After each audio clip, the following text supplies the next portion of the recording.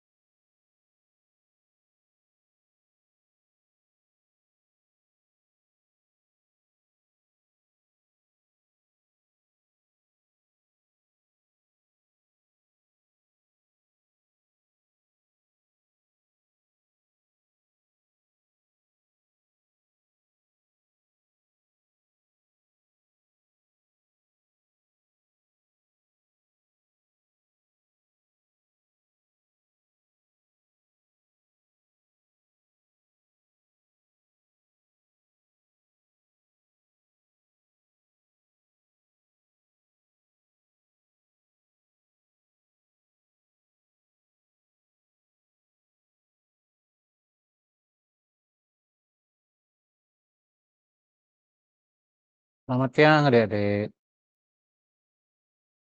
Selamat siang, Prof. Selamat Ya, siang, Prof. Siang, Prof. selamat siang. Siang, Prof. Iya, siang. Sambil ini ngecek ini ya, suara saya bisa didengar enggak? Terima kasih responnya. Baik, jadi kurang 2 menit ya dari jam 13 ya, 13.30 ya. Jadi di sini 13.20 ya. Tapi ya kita dan ulas sedikit biar dapat istirahat ya. Jadi pada siang hari ini kita akan eh, sharing gitu ya, sharing berbagi informasi tentang kuliah patologi sistemik sistem urinaria ya. Jadi sekira semua sistem penting ya, tetapi eh, ya urinaria merupakan salah satu organ tubuh yang berperan banyak ya. Nanti fungsinya ada penghasil hormon, penyeimbang asam basa, ya. Kemudian juga memelihara tekanan darah dan filtrasi ya. Ya. Nah baik, jadi saya langsung ke share konten saja ya.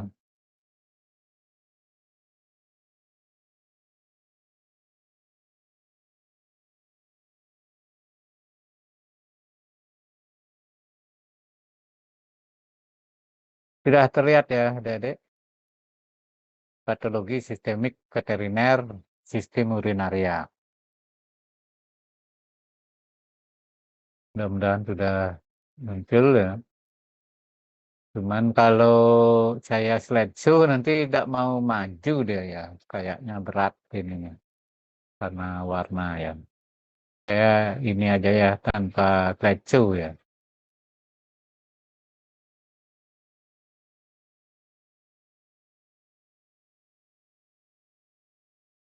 Jadi kalau melihat dari anatomi ini ya, anatomi dari sistem urinaria ya, pada mamalia ya, gini dia ya. Jadi kalau ini merupakan ginjal ya, ginjal ada sepasang ya. Setelah itu ada sepasang ureter. Kemudian udah itu ini kantong kemih ya, gallbladder ya, bukan gallbladder tapi urinary bladder ya. Jadi gallbladder itu pembuluh empedu apa kantong empedu ya, kantong ya, bladder ya. Nah, kemudian setelah itu uretra ya. Uretra ya kalau di jantan itu ujungnya penis, kemudian kalau yang betina ujungnya adalah vagina gitu kan.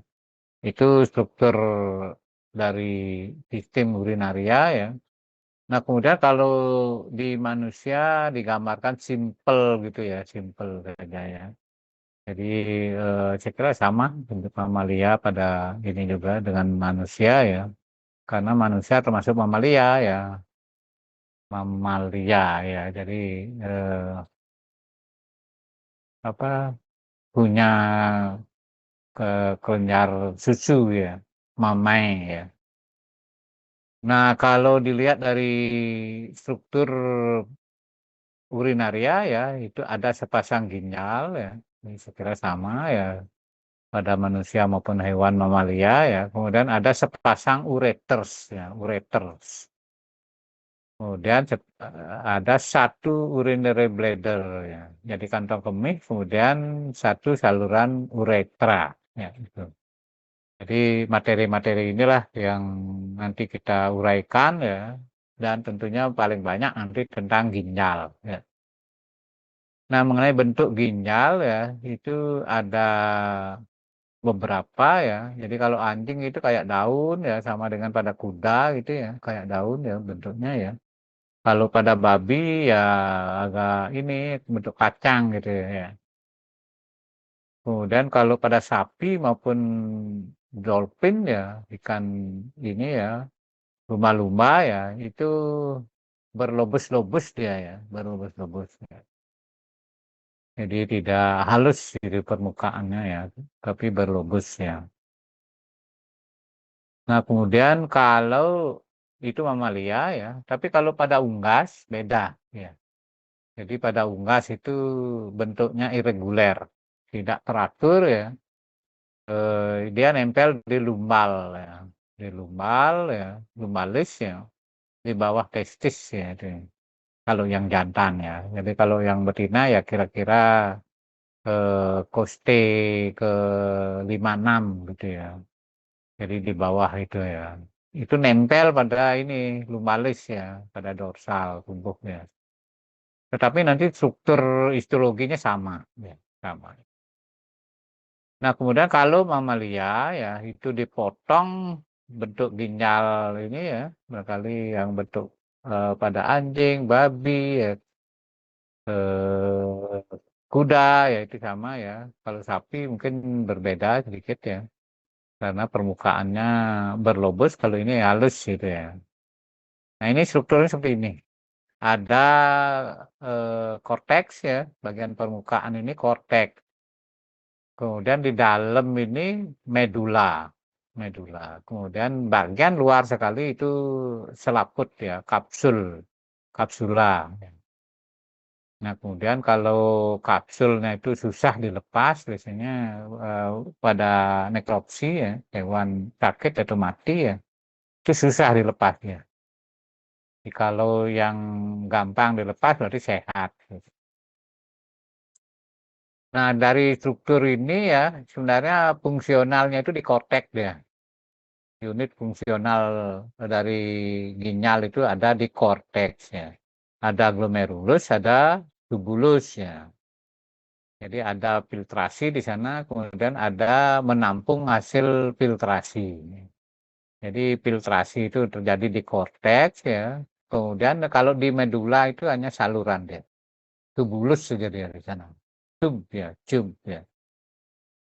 Tubulus ya, kemudian di korteks itu ada glomerulus, itu fungsinya filtrasi ya.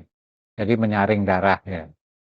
Kemudian kalau darah yang sudah disaring itu bersih itu ya kembali ke vena ya. Vena ke ini ke yang ungu ini ya. Kemudian arteri ini dah membawa dari jantung ya.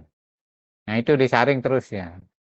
Kemudian hasil buangan dari filtrasi itu ini akan ke pelvis renalis dan tubulus ya. Jadi ada tubulus bagian depan itu namanya tubulus proksimal. Kemudian kalau yang bagian belakang itu distal, bagian bawah distal ya. Tuh. Jadi jangan lupa itu ya. Jadi korteks itu fungsionalnya korteks ya. Jadi bukan medula. Ya. Nah, kemudian kalau diperkecil lagi ya, di struktur daripada ginjal ya, tadi ya, itu bagian korteks terutama ya, di bagian korteks ya, itu ada glomerulus ya, anyaman kapiler sebetulnya ya, glomerulus, fungsinya filtrasi, menyaring ini. Jadi menyaring, kemudian tentunya juga perannya mengatur asam basa, kemudian mengatur apa, tekanan darah ya. Jadi di sini diatur ya, di glomerulus ya, di bagian korteks ya. Kemudian kalau ini bagian medula ya, ini saluran saja dia, saluran saja ya. Tetapi juga selain menyalurkan zat-zat yang terbuang ya, itu juga menyerap ya, menyerap kembali ya. Jadi kalau dirasa ada yang masih berguna gitu diserap di sini ya. Istilah umumnya adalah reabsorpsi ya. Jadi absorpsi kembali ya. Tadi udah dikeluarkan ya, kemudian diserap kembali ya. Jadi ada glukosa, mungkin ada sistein ya itu ya. Itu diserap kembali sesuai dengan kebutuhan tubuh ya. Jadi kalau tidak dibutuhkan tubuh ya untuk mempertahankan asam basa dikeluarkan langsung ya. Walaupun sebetulnya masih bisa bermanfaat gitu ya. Tuh ya. Nah, untuk diagnostik ya ini ya. Jadi yang nanti ke adik-adik nanti di koas ya di lapangan gitu ya. Diagnosanya ini ya. Jadi preparat histopatologi. Jadi preparat histopatologi yang dibuat 4 sampai 6 mikron, adik-adik. Di 4 sampai 6 milimikron ya. Mikron pakai mikron ya. 4 sampai 6 ya. Sehingga ya untuk korteks kelihatan seperti ini. Ada glomerulus, kemudian nih ada tubulus-tubulus ya. Ingat tubulus itu bentuk tube dia tabung ya. Ada lumennya, ada epitelnya gitu ya. Ada epitel kubis di sana ya. Jadi berderet ya keliling ya. Nah kemudian eh, kalau medula ya seperti ini, yang di kanan ini ya. Jadi tidak ada glomerulus ya. Sehingga kurang diagnostik istilahnya. Jadi untuk mendiagnosa penyakit itu harus kelihatan glomerulusnya, tubulusnya. Sehingga di bagian korteks itu ya, dipotong ya. Nah ini contoh yang lain juga ya. Jadi kelihatan glomerulus ya, tapi glomerulusnya mengecil ini ya. Jadi sudah atrofi dia. Atrofi glomerulus ya. Jadi kalau di luarnya itu ada ruang Bowman namanya ya. Jadi kalau kita lihat kembali ya, ruang Bowman itu tipis ya, ada ruang kosong di sekitar glomerulus ya. Nah kemudian kalau tambah lebar itu berarti menandakan glomerulusnya atrofi. Jadi ada fungsi yang terganggu lah gitu, mengecil dia, kurang kerjaan dia ya. Jadi kalau sama dengan organ kita ya, kalau kurang aktivitas ya ini mengkerut dia ya. Gitu. Jadi sehingga harus ada olahraga, kemudian ada gerakan aktivitas lah gitu ya. Nah ini kemudian kalau yang di bawah ini agak otolisis dia ya itu ya. Jadi glomerulus tidak kelihatan, kemudian tubulus tidak kelihatan ya. Jadi sudah otolisis ya. Jadi kalau hewan lebih dari 6 jam itu diproses ya, 6 jam setelah kematian ya, itu begini kan penampakannya. Kayak otolisis ya. Tidak kelihatan jaringan-jaringan yang semestinya ya. Nah, kemudian itu struktur histologinya ya. Nah, mengenai fungsi ginjal kembali ya, ini ada secara umum 4 ya. Sebetulnya sih banyak ya, tapi yang besar ya ini ya. Jadi satu mempertahankan asam basa tubuh, mengatur tekanan darah, penghasil hormon ya. Hormon eritropoietin itu eritrosit ya dibentuk ya. Kemudian ada renin mengatur tekanan darah, kalsitriol itu pengatur kalsium ya. Jadi di ginjal itu sebenarnya ada kelenjar anak ginjal. Di sini juga peran daripada pengatur kalsium ya. Kemudian yang keempat adalah filtrasi ya. Jadi yang paling umum ini ya, filtrasi darah ya. Jadi darah itu difiltrasi, disaring ya. Jadi kalau yang masih bagus itu diedarkan kembali ke darah. Kemudian kalau yang dirasa merupakan sampah itu ya, racun ya, hasil metabolisme obat ya, itu diekskresikan. dikeluarkan dari tubuh ya, itu di glomerulus, kemudian masuk ke tubulus proksimal, tubulus distal, lalu ke pelvis renalis, kemudian setelah itu ke ureter ya, kemudian vesika urinaria dan uretra gitu ya. Sehingga kalau orang tes fungsi ginjal ya, itu sekarang adalah dengan GFR ya, menghitung GFR, glomerulo filtration rate ya. Jadi angka filtrasi ginjal glomerulus ya. Jadi glomerular filtration rate ya, rate itu angka ya. Jadi angka filtrasi glomerulus ya. Jadi semakin besar nilai proliferasi filtrasinya ya, penyaringannya ya semakin bagus gitu ya. Jadi ginjal artinya bagus ya. Tetapi kalau GFR-nya rendah itu berarti sudah terjadi gangguan ya filtrasi ya. Sehingga kalau apalagi gagal ginjal gitu banyak harus ini perlu bantuan gitu ya. Bantuan cuci darah istilahnya ya. Jadi cuci darah itu sama fungsinya dengan filtrasi pada ginjal. Ya adik-adik jangan sampailah ya, sehingga harus memelihara ginjal itu ya ya terus ya.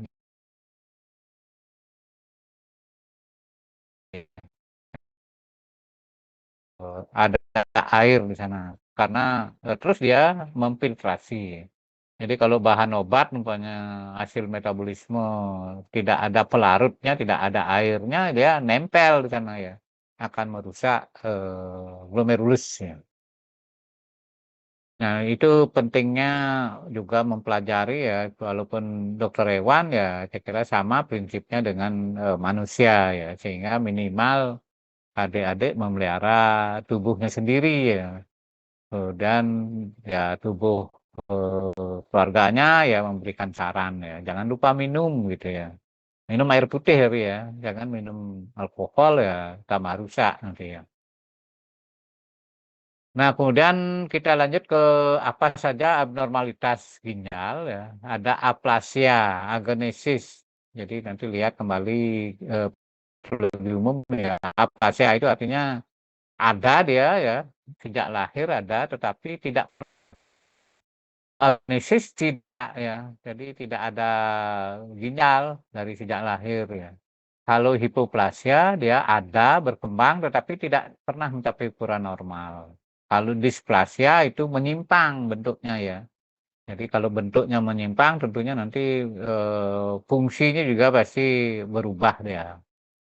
Kemudian ada nefropati ya. Jadi patologi nefron ya, nefropati ya. Itu pada breed tertentu ya. Jadi ada pati itu artinya patos ya, mengalami sakit ya, itu memang secara genetik begitu dia ya. Jadi mudah sakit ginjal gitu ya. Kemudian ada ginjal ektopik ya. Jadi ektopik itu di luar posisi yang semestinya. Kemudian ada ginjal yang menyatu ya. Menyatu ya ada dua ginjal ya, itu akan menjadi gangguan ini, gangguan fungsi ya tentunya ya. Jadi karena menyatu ya.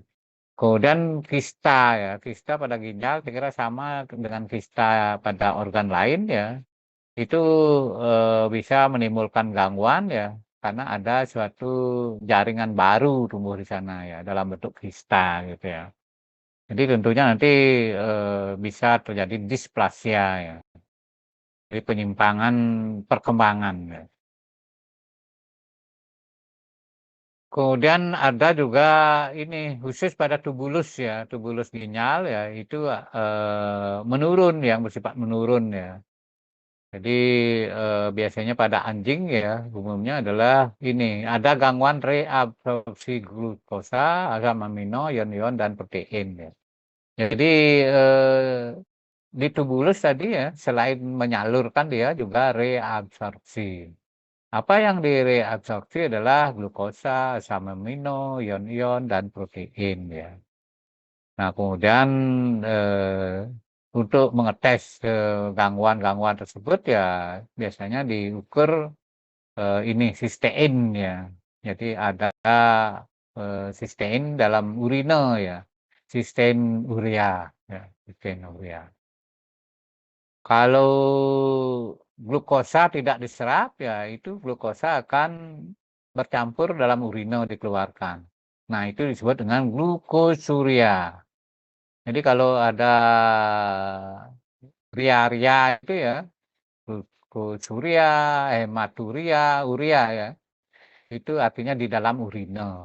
Tetapi kalau mia itu berarti darah. Nah, bakteri dalam darah, bakterimia. Virus dalam darah, viremia. Kemudian ureum dalam darah, uremia. Ya.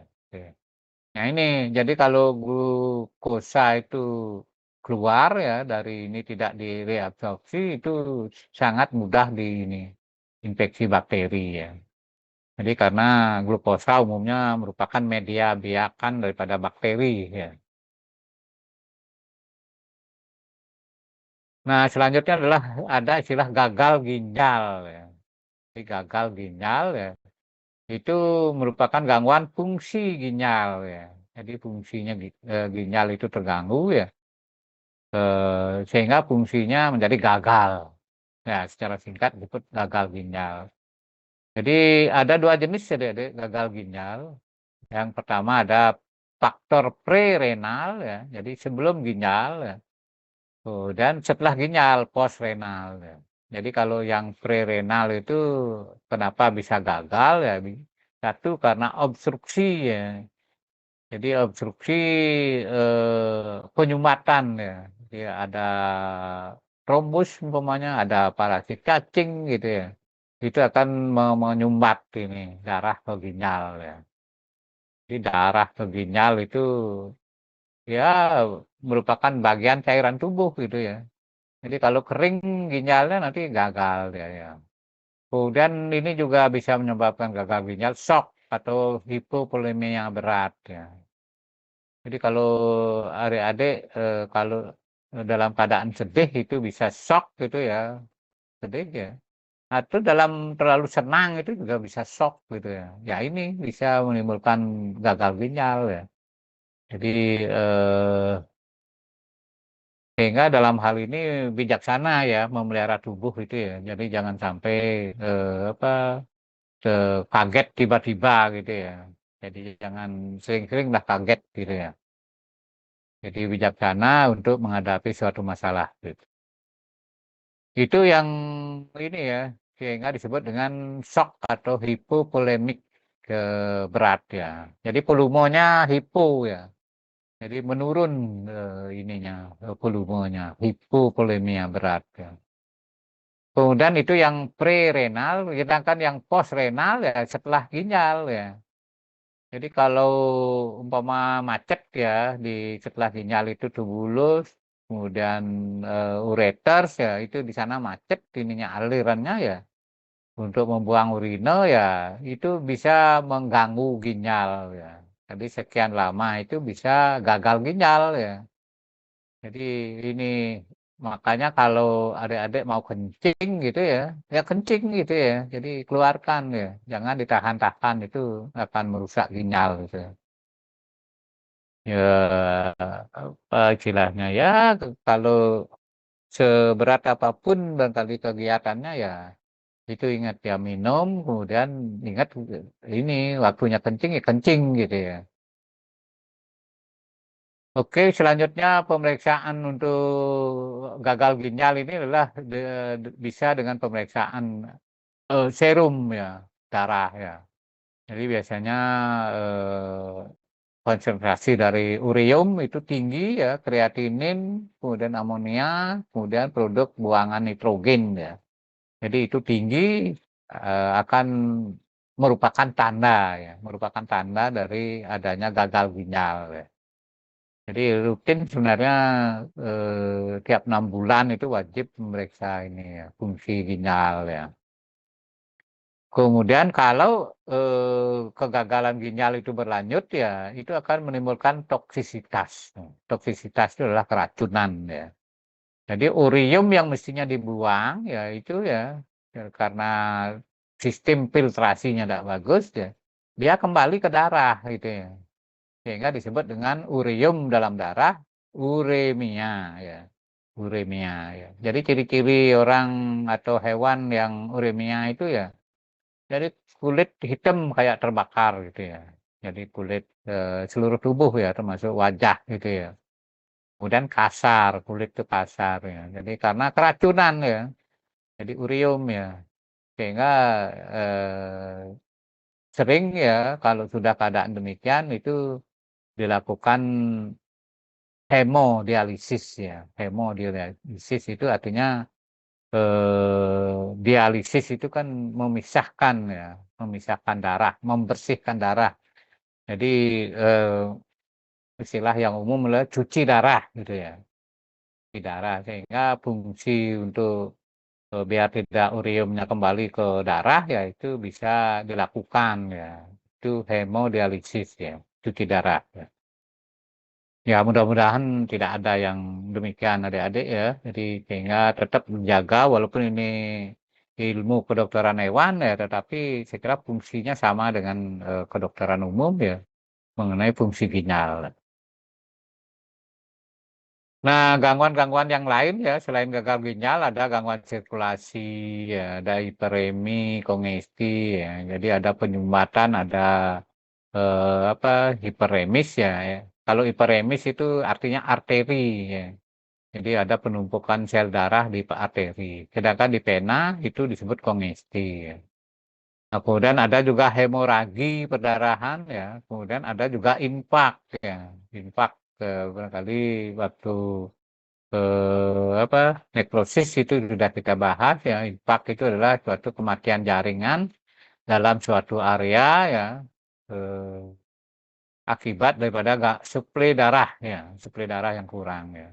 Jadi contoh yang umum gitu ya, satu lingkungan sawah yang tidak dapat air ya, beberapa sawah akan kering ya, itu impak ya. Ada cabang saluran yang terputus ya, terputus, tersumbat, diligasi ya, diikat ya, itu akan menimbulkan impak ya.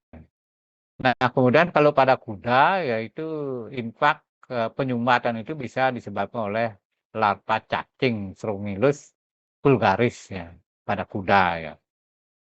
Sedangkan kalau nematoda yang lain ya, jadi cacing ginjal itu Sphenurus dentatus ya pada babi bisa juga ya, tetapi tidak umum ya. Kemudian nekrosis korteks ginjal ya. Jadi bagian korteks ini merupakan bagian yang fungsional daripada ginjal ya. Itu bisa terjadi nekrosis ya. Jadi akibat dari trombosis ya pada kapiler glomerulus ya. Kemudian bisa juga ini eh, menyebabkan ada infeksi bakteri ya. Jadi akibat septisemia. Nah, septisemia ini jadi mia ini lagi darah ya. Jadi ada bakteri yang bersifat berkeliling ya, berkeliling di dalam sirkulasi ya. Septisemia, septik ya, sepsis ya. Jadi umumnya adalah bakteri-bakteri yang mengeluarkan endotoksin ya. Sehingga disebut dengan endotoksemia. Jadi endotoksin ya. Nah, kemudian nekrosis medula juga bisa terjadi ya. Itu disebut dengan medullary crash ya. Jadi biasanya akibat daripada obat-obatan.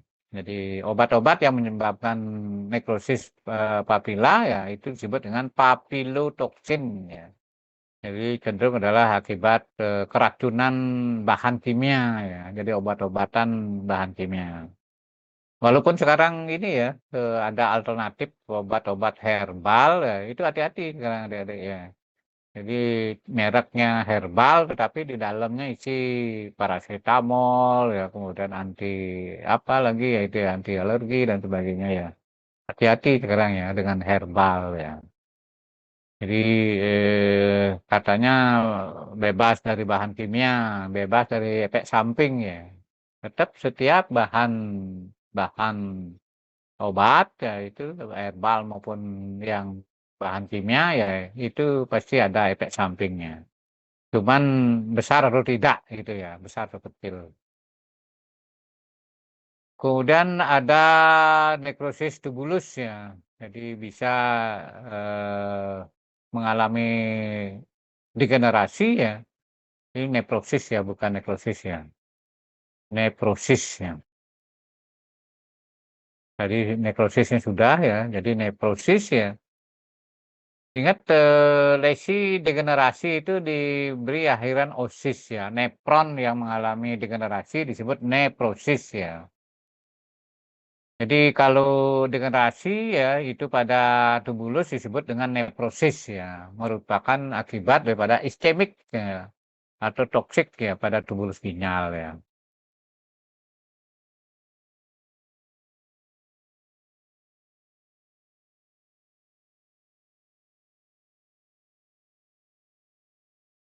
Jadi ini nekrosisnya dihilangkan saja ya. Jadi ini degenerasi sebenarnya ditambah dengan akhiran osis ya. Jadi neprosis, hepatosis ya, gitu ya. Jadi kalau meradang berarti nefritis ya, hepatitis, nefritis ya, gitu ya. Nah kalau nekrosis tubulus ini ya, neprosis tubulus ini ya lebih peka pada tubulus proksimal ya. Jadi tadi sudah saya ceritakan ya, proksimal itu artinya dekat daripada glomerulus ya. Yang jauh itu distal. Jadi yang dekat itu peka dia ya, menyebabkan kerusakan lebih awal dibandingkan yang distal ya.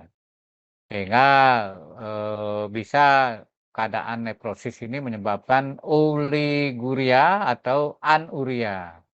Jadi oliguria itu artinya kencingnya sedikit gitu ya. Kalau anuria tidak ada kencing ya, tidak ada urine ya. Kalau di perpolitik kan oligarki gitu ya kan berarti sekelompok orang yang ini eh, menentukan satu keputusan ya, oligarki ya. Nah, kemudian ada dua mekanisme terjadinya oliguria dan anuria ya. Bisa karena desquamasi epitel lumen tubulus ya, sehingga kalau epitel-epitelnya itu mengelupas atau desquamasi, dia akan menyumbat saluran kemih ya. Jadi menjadi sampah di sana, menyumbat ya saluran. Kemudian yang kedua adalah oliguria anuria adalah akibat aktivitas sistem renin-angiotensin ya. Jadi renin ini merupakan hormon ya, hormon pada ginjal ya, yang dihasilkan terutama oleh anak ginjal ya. Angiotensin ini merupakan bahan kimia yang menyebabkan ya peningkatan tekanan darah. Nah, sehingga barangkali adik-adik bisa lihat contoh ya. Jadi kalau orang yang ini darah tinggi itu sering marah gitu ya. Sering marah itu bisa menyebabkan ini gagal ginjal gitu ya. Jadi pasti terganggu ginjalnya karena ini reaksi renin angiotensin ini ya. Sehingga kalau bisa ya adik-adik jangan sering marah ya itu ya. Jadi kalau tidak tahu bagaimana mekanisme dalam tubuh itu ya mengikuti apa yang terjadi ya itu bisa merugikan diri sendiri sebetulnya ya. Sering marah, sering emosi ya, sering apa istilahnya stres ya itu ya. Jadi bijaksanalah memanage tubuh ya, minimal tubuh diri sendiri ya, kemudian mengasih tahu pada keluarga terdekat ya. Kemudian penyakit-penyakit glomerulus ya, ini ya, kalau terjadi penyakit glomerulus ya, itu merupakan tempat filtrasi ya, itu akan bisa menyebabkan protein itu akan lolos ya. Jadi di filtrasi itu mestinya kembali ke darah protein itu ya, tetapi karena penyakit glomerulus ya akan ini bocor dia ya, bocor ke urea ya, ke urine ya. sehingga disebut dengan proteinuria. Jadi ada protein dalam urine ya. Sehingga kalau proteinnya banyak ke urine ya itu akan menyebabkan ini ya tekanan osmotik ke dalam tubuh, terutama pembuluh darah itu akan terjadi gangguan ya, sehingga bisa terjadi odema, asites ya, dan peremesan pleural pada paru-paru ya. Jadi ingat kalau zaman dulu ada orang kelaparan gitu ya, istilahnya busung lapar gitu ya, busung lapar ya. Jadi busung itu artinya odim ya, jadi bengkak ya, busung. Busungkan dadamu gitu berarti di ini di kedepankan dadanya ya, busungkan ya. Jadi busung lapar ya, kalau di bahasa Inggrisnya itu kan hunger odim ya, hunger itu lapar, odim ya odim ya. Jadi odim akibat kelaparan ya, busung lapar ya.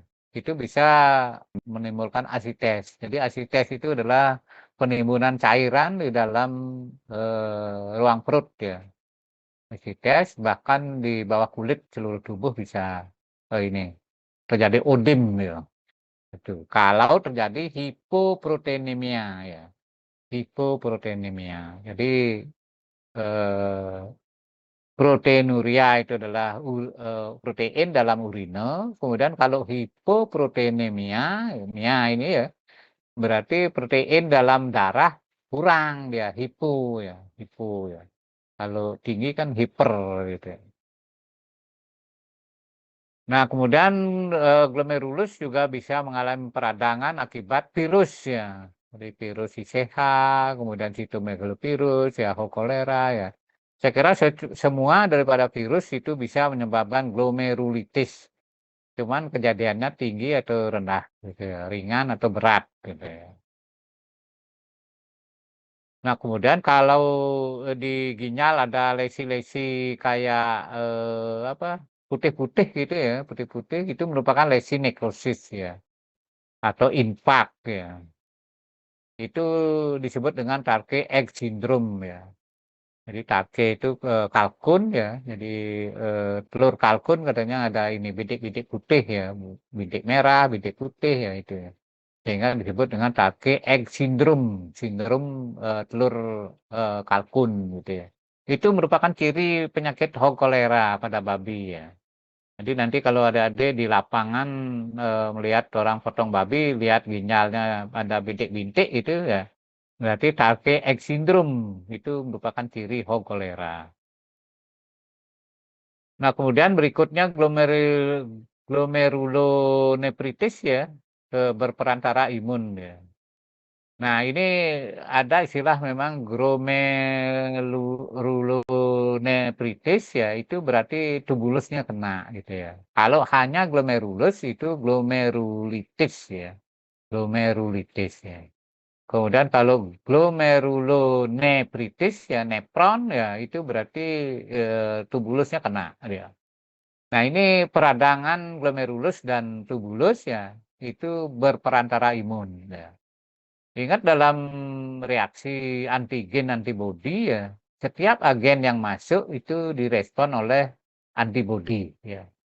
Jadi khususnya adalah imunoglobulin ya itu ya. Kemudian kalau ada antigen bereaksi dengan imunoglobulin ya, itu pasti menimbulkan respon berikutnya yang disebut dengan komplement ya. Jadi komplement akan merangsang produk-produk yang lain ya sehingga menyebabkan ini molekul besar gitu ya. Jadi molekul besar di dalam glomerulus, ingat glomerulus itu adalah anyaman kapiler ya. Jadi kalau besar itu berarti ada yang tersumbat nanti ya. Jadi akan mengganggu ya sehingga nanti cenderung akan menimbulkan respon radang. Jadi terjadi infiltrasi leukosit ya. Nah, kemudian kalau terutama di glomerulusnya ya, yang disebut dengan glomerulitis ya, itu biasanya terjadi pada anjing dan kucing ya, umum ya, berperantara imun ya. Jadi kalau pada hewan besar eh, tidak ini ya, tidak banyak dilaporkan ya. Jadi contohnya pada kucing virus pelayan leukemia ya, Felin infectious peritonitis ya, itu bisa menyebabkan ini glomerulonefritis ya, berperantara imun. Nah sebetulnya glomerulonefritis ini ya itu dibedakan 3 bentuk ya, yaitu proliferatif itu berarti ada peningkatan jumlah endotel ya. Jadi endotel ingat endotel itu merupakan epitel pembuluh darah. Jadi setiap ada pembuluh darah itu di permukaan pembuluh darah itu ada endotel namanya, bukan epitel ya. Bukan epitel namanya, tapi endotel ya. Itu bentuknya agak berbeda ya karena dia tidak berderet ya. Tidak kayak ini ya, epitel ya. Kemudian kalau glomerulonefritis membranus ya itu membran basalnya yang menebal ya. Jadi di bawah endotel itu menebal ya. Kemudian kalau kedua-duanya terjadi ya proliferasi dan menebal membranus disebut dengan membranoproliferatif ya. Jadi keduanya membranoproliferatif. Nah ini gambaran ginjal yang mengalami banyak perubahan ya. Jadi kalau dilihat glomerulus ya itu kelihatan ada 2 glomerulus ya. Jadi ada 2 glomerulus, tetapi sudah rusak ini ya. Jadi ruang Bowmannya sudah hilang ya. Berarti dia sudah membengkak ya. Jadi ruang Bowman itu sangat menentukan ini definisi perubahan ya. Jadi kalau ruang Bowmannya luas itu berarti ini atrofi dia glomerulus. Tapi kalau hilang malah bengkak dia ya. Bengkak dan ada implikasi radang ini yang ungu-ungu ini ya. Kemudian yang merah-merah ini adalah hialin ya, hialin ya. Jadi merupakan protein mengkilat ya. Kemudian ini radang ya, kemudian ada pada tubulus bahkan terdesak ini. Hanya ada beberapa tubulus kelihatan, yang lain sudah terdesak. Itu namanya nefritis interstitialis kronis ya. Jadi nefritis interstitialis kronis ya, itu sering terjadi pada kasus leptospirosis ya. Leptospirosis ini menyebabkan warna kuning pada ginjal ya. Ikterus ya. Ikterus itu artinya kekuningan ya. Ikterus, jaundice itu ya nama lain daripada kekuningan ya. Nah, ingat adik-adik leptospira ini ya ditularkan melalui tikus ya. Makanya jangan sampai tikus-tikus itu naik di atas meja ya, meja makan apalagi ya. Itu akan bisa menularkan leptospirosis ya. Jadi dulu ada teman meneliti ya tentang apakah tikus yang ada di Denpasar ini bisa menularkan leptospira apa tidak. Jadi apakah ada gitu ya. Jadi tiap dikasih ini ya, tiap orang dikasih tolong tangkap tikus yang di rumah ya. Tikus rumah ini ya. Tolong ditangkap tikus rumah. Pokoknya setiap tikus dibayar 50.000 gitu ya. Ya lumayan itu ya. Jadi dikasih apa jebakan tikus ya itu ya. Saya tidak tahu hasilnya gimana apakah ada ya di antara itu ya. Jadi musim hujan apalagi ya tikus itu sering berteduh dia ya. Dia masuk rumah kemudian nanti cari makan ya tentunya ke meja makan, ke tempat makan ya. Nah, kemudian ada ginjal yang juga disebut dengan glomerulosklerosis ya. Jadi sebetulnya gambarnya ini sama ya, glomerulosklerosis ya. Jadi kalau adik-adik pernah mendengar arteriosklerosis ya, arteriosklerosis ya. Jadi sklerosis itu sebenarnya hampir sama dengan artinya perapuhan ya, rapuh ya. Biasanya cenderung pada umur-umur tua ya, baik hewan maupun manusia ya. Jadi kalau arterinya rapuh itu sklerosis ya, itu ya mudah pecah ya. Jadi bisa ini perdarahan. Kalau di otak terjadi perdarahan berarti stroke ya itu ya. Jadi akan mengganggu peran otak ya sehingga stroke ya. Nah, ini glomerulosklerosis ini merupakan glomerulonefritis kronis ya. Jadi glomerulus bisa mengkerut, kemudian mengalami hialinisasi seperti tadi ya. Jadi hialin ini warna merah mengkilat gitu ya. Itu merupakan ya. Kemudian terjadi peningkatan jaringan ikat ya, jaringan ikat fibrosa ya. Kemudian matriks mesangial ya, serta kehilangan kapilarisasi glomerulusnya. Jadi kapilernya udah hilang dia ya. Jadi kalau pembuluh darah besar kan bisa pecah perdarahan, tapi kalau sudah kapiler hilang dia ya. Nah, hal itulah disebut dengan glomerulosklerosis ya. Bisa sebagian, bisa ini, bisa seluruhnya ya. Jadi kalau seluruhnya tentunya sangat fatal gitu ya. Jadi menyebabkan gagal ginjal dan sebagainya.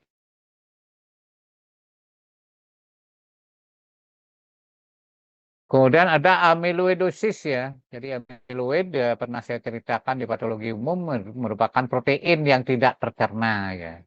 Jadi sapi-sapi yang diberikan konsentrat dengan protein tinggi ya itu sebenarnya tidak mampu dia mencerna protein utuh gitu ya. Jadi semuanya gitu ya.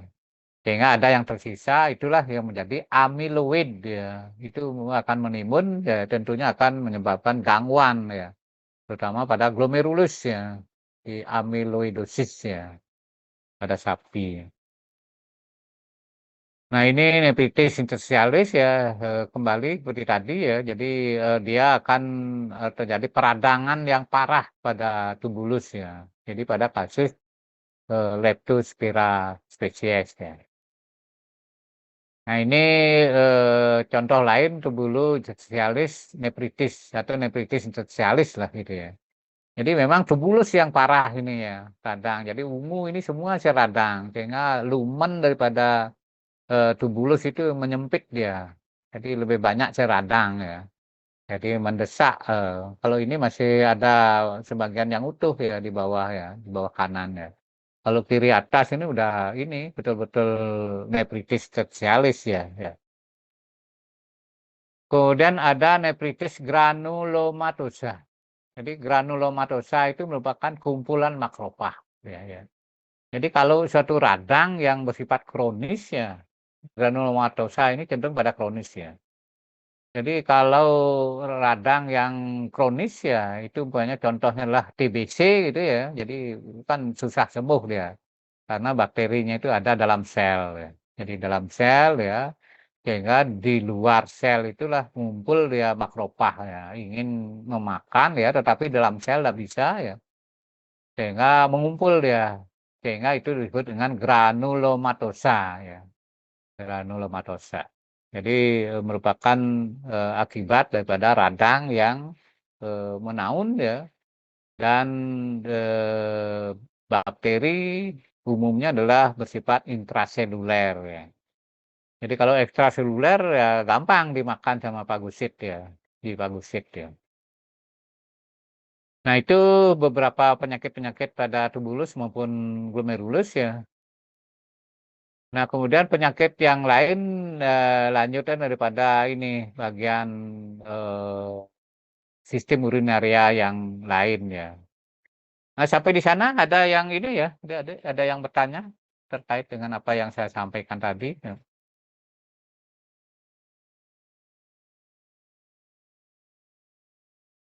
Tidak ya. Oke, jadi ingat absen ya. Jadi ini ya di kolom chat ya. Kemudian mudah-mudahan ada yang ngopi ya temannya ya. Kalau tidak ada, saya lanjut ke ini. Eh, tadi di belakang daripada medula ya, jadi di korteks, diproses, filtrasi, kemudian setelah itu disalurkan ke tubulus ya, ke medula ya. Nah di belakang medula itu ada pelvis renalis namanya ya. Jadi nama lainnya pielum gitu ya, pielum ya. Nah itulah yang mengalami radang, dia disebut dengan pielonefritis ya. Jadi pielonefritis itu artinya pielumnya kena, ginjalnya kena radang ya, pielonefritis ya. Tapi kalau hanya pielumnya saja kena atau pelvis renalis itu disebut dengan pielitis ya, radang pielum ya. Nah, kemudian kasus-kasus pielonefritis itu biasanya bisa ini ya akibat infeksi ya, tetapi sifatnya adalah ascenden. Ya. Ascenden itu artinya naik dia ya. Jadi tidak dari ginjal tetapi dari bawah dia.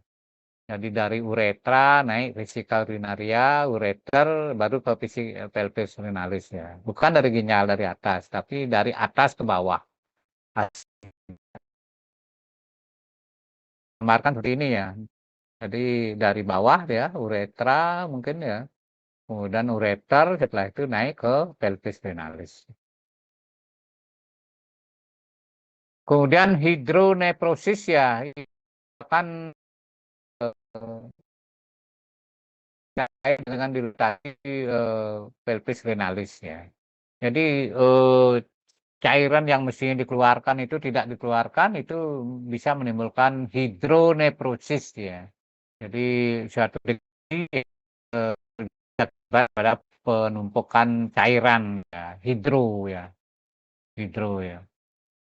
Nah, kemudian kenapa dia tidak mengalir dengan lancar ya? Itu bisa beberapa penyebabnya.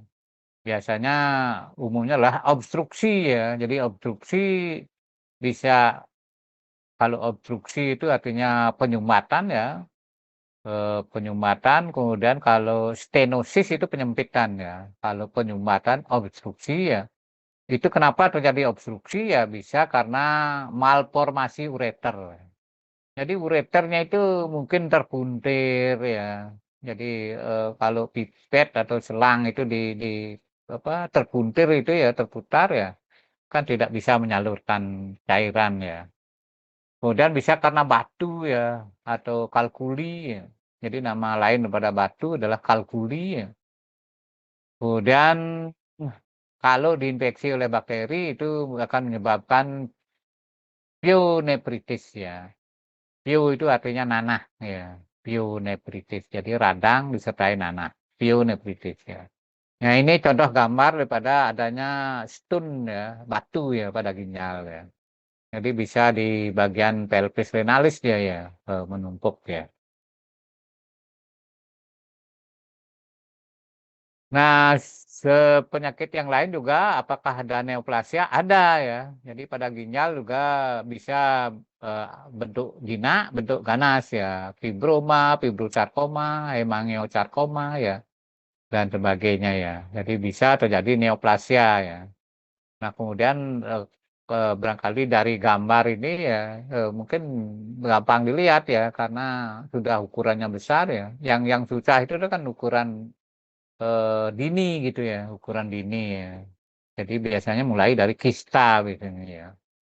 Jadi kayak ya apa istilahnya tuberkel kecil gitu ya. Nah, ini yang normal ya. Kemudian ini yang terjadi neoplasia ya. Jadi pada permukaan ginjal ini ada jaringan baru, jaringan tumor ya. Neoplasia ya. Kemudian parasit ada dalam ginjal usus ya. Ya, pada babi namanya Stephanurus dentatus ya. Kemudian kalau pada anjing Deoctopima renale ya. Itu yang paling umum ya. Jadi sehingga nanti adik-adik harus inilah sebagai dokter hewan ya, cacing ginjal terutama pada babi ya, Stephanurus dentatus.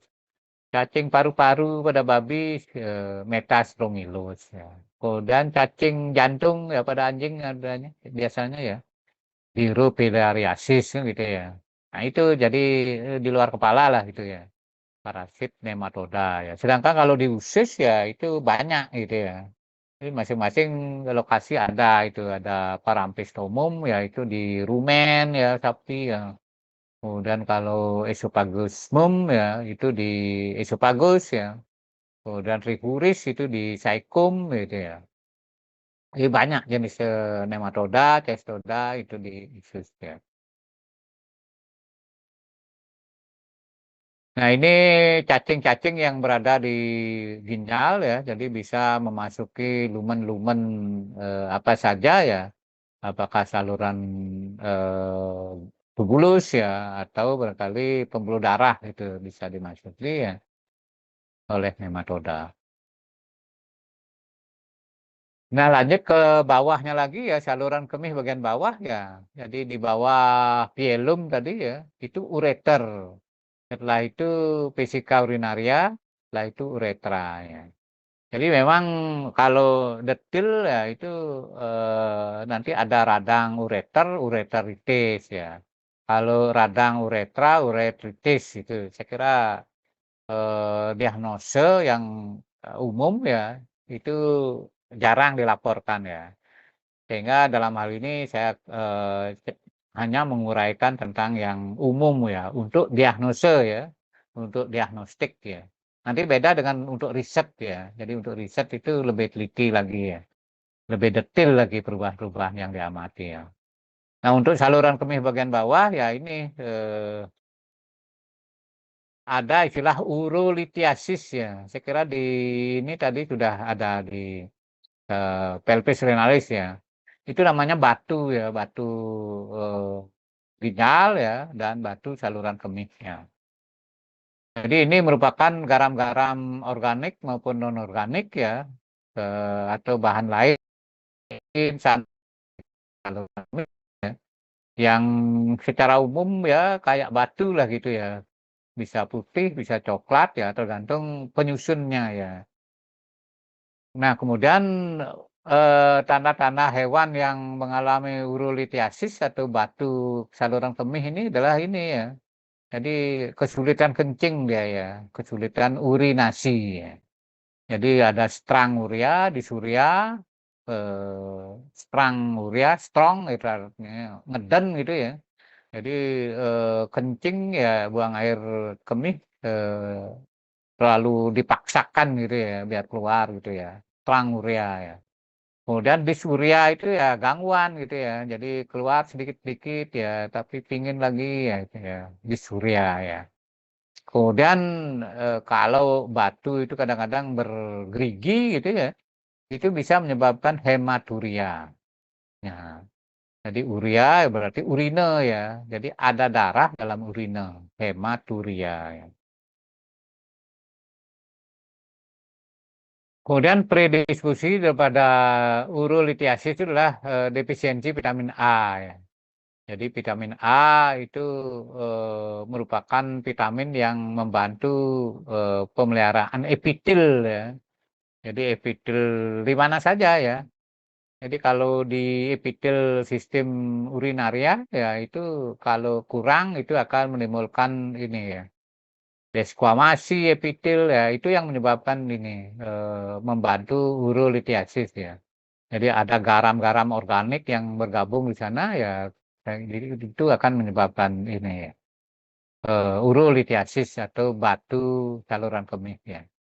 Kemudian ada juga dilaporkan ini estrogen yang disuntikan pada domba ya, domba bisa mengalami urolithiasis ya. Jadi tentunya overdosis ya. Jadi kalau dosis terapi saya kira tidak masalah ya. Nah, ini contoh urolit ya dalam saluran kemih ya di bawah vesika urinaria. Kemudian yang berikut penting adalah radang kantong kemih ya atau sistitis ya. Bisa akut, bisa kronis ya. Jadi bisa penyebabnya obat-obatan, bahan kimia ya. Kemudian ureteritis ya. Kemudian bisa juga akibat kateterisasi yang salah ya. Jadi adik-adik nanti kalau di klinik ya itu melakukan kateter, umpamanya sulit kencing gitu hewannya ya itu dimasukkan kateter ya. Itu hati-hati ya, bisa menimbulkan peradangan kantong kemihnya, sistitis bahkan menimbulkan hematuria ya. Jadi eh, ada darah dalam urine ya karena tertusuk oleh kateter ya. Nah, penting dalam vesika urinaria ya untuk kasus distemper ya, Dek ya. distemper. Jadi kalau ada peradangan di mukosa daripada vesika urinaria, bahkan kalau ada inclusion body ya, yang di kanan ini inclusion body ya, yang warnanya lebih merah gitu ya, kemudian di ruangnya ada ruang kosong ya, hulu ya, hulu ya, itu merupakan lesi yang kuat dugaan ke arah distemper. Jadi kalau kasusnya anjing ya. Kemudian neoplasia saluran kemih bagian bawah ada ya. Jadi bisa terjadi, tapi yang umum adalah ini transisional sel karsinoma ya. Jadi pada di bawah atau di leher vesika urinaria ya. Kenapa disebut transisional sel karsinoma ya? Itu merupakan epitel yang transisi ya. Jadi permukaan vesika urinaria kemudian masuk ke uretra ya. Jadi transisional sel ya. Jadi epitel ini memang berubah itu dari pipih dari silindris menjadi agak pipih pipih kubis ya itu ya. Sehingga disebut transisional sel karsinoma. Kemudian yang terakhir adalah hematuria ya. Jadi merupakan gangguan patologis juga ya. Kok ada darah ini dalam ini ya, dalam urine ya. Sehingga ini adik-adik harus menelusuri ya. Jadi jangan-jangan karena perlakuan kateter gitu umpamanya ya, atau obat-obatan ya, atau karena penyakit tertentu ya, penyakit infeksius ya itu ya. Nah kemudian khusus pada sapi ya, sapi yang diberikan sejenis tanaman paku, Pedium aquilinum ya, itu bisa menyebabkan hematuria ya, jadi urinanya bercampur darah itu secara enzotik ya, enzotik hematuria ya. Jadi enzotik itu endemik dia ya. Jadi endemik, kalau epidemik itu episotik gitu ya. Nah, kemudian kalau pandemik, pansotik gitu ya. Nah ini endemik dia ya. Jadi perdarahannya selalu ada gitu ya. Jadi selalu ada ya. Sehingga ya perlu diketahui ya apa sih penyebabnya ini ya. Apakah karena pakan Ceridium aquilinum atau karena ini kateterisasi yang salah ya, atau penyakit lain ya. Nah itu adik-adik materi kuliah hari ini ya. Jadi saya kira sudah berapa jam ya? Sudah hampir 1 jam ya. 11.28 ya. Menguraikan tentang materi kuliah ya. Ya sebagai pengantar ya tentunya ini merupakan ringkasan dari apa yang sebetulnya yang ada tentang urinaria ya. Tetapi untuk diagnostik ya ya ini ya. Jadi itu yang merupakan ini ya bahan untuk diagnose ya di lapangan gitu ya sebagai dokter hewan ya. Kalau untuk researcher ya untuk peneliti ya tentunya ada hal yang lebih detail lagi dilihat gitu ya. Nah, selanjutnya saya ingin menyampaikan tentang tugas CBL ya adik-adik ya. Jadi tugas CBL ya untuk kelas AB tadi sudah ya. Kelas CD ya. Jadi yang sore ini ya itu yang kelas C adalah renal kalkuli ya. Di PPT sudah saya share ya.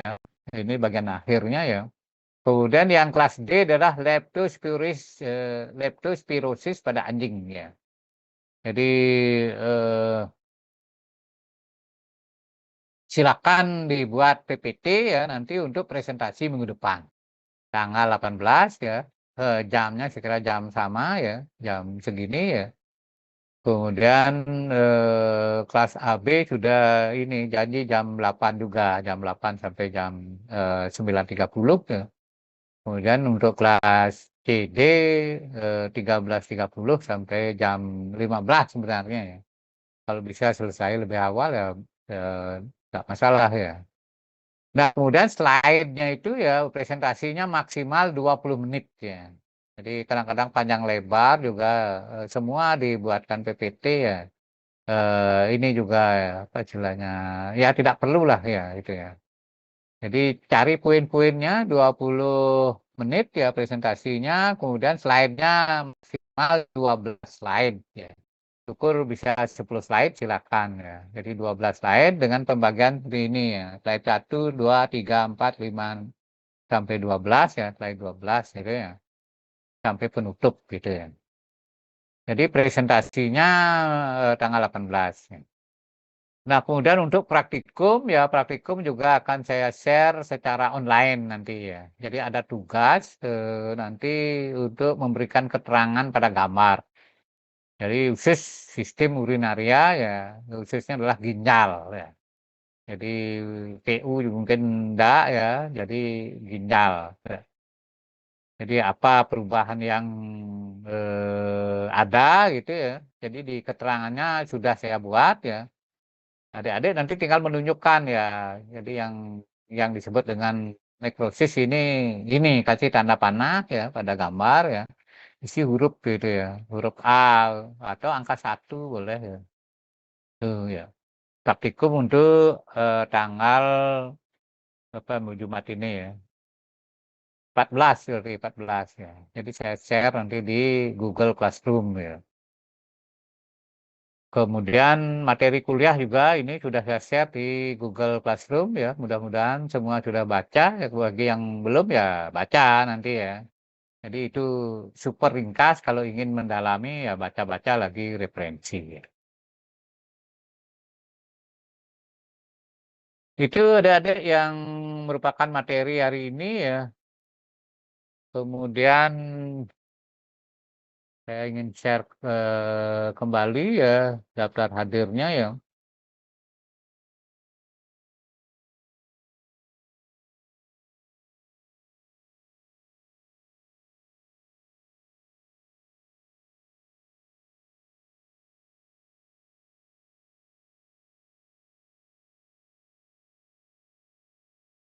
Silakan adik-adik kalau ada yang bertanya ya.